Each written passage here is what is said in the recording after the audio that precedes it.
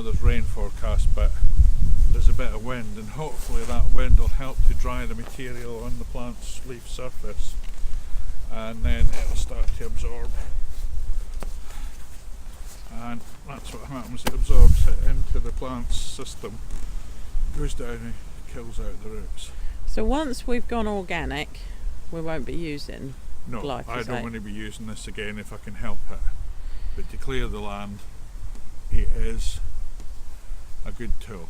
And of course, if you want to be organic, it really depends on, every other country has a different organic standard.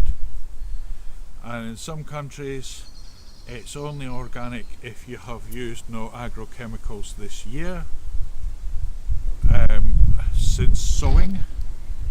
So you could use it before sowing, and then sow your plants, and then sow or plant your plants. And then, of course, if you're not using any agrochemicals until harvest, then it's organic. Whereas in this country, the Soil Association is the one that kind of gives the organic standards, and you have to have it for a number of years. So we've used the weed killer. In some countries that would still count as being organic because we haven't sowed our seeds yet. We haven't sowed our seeds yet, yes. You've used it. As long as you've not used agrochemicals on the plants or for the plants, then of course, yeah. But even if we don't use any more chemicals, even if we hadn't used chemicals today, we wouldn't actually be classed as organic for another 4 years. That's correct, yes. In this country. Yeah, about that, yeah. But as far as we'll check what the exact thing is, but yeah, and I mean that's for selling organic produce. Oh well, we're not going to be selling it. No, we're not going to be selling organic produce. It's just for us. It's for us, and the thing is, you know, there is pesticide residues in all of the food that you buy in the supermarkets. What, even the organic food? No.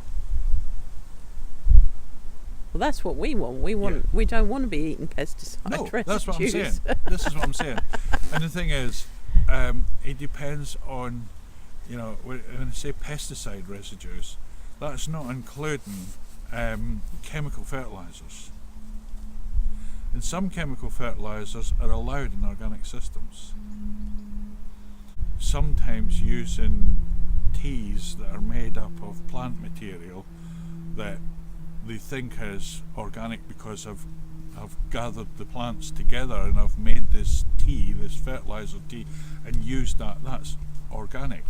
Well, where do you think all our chemicals and where our pharmaceuticals come from? They come from plants. Well, and I suppose the chemicals. Other thing is the tea organic? Well, it depends. It depends how much of a purist you want to be with organic. You know, in some organic systems, if you're raising animals, for instance, the animal needs to be raised in an organic way. So, you know, very few medicines, very few chemicals to deal with pests that they may have, internal or external.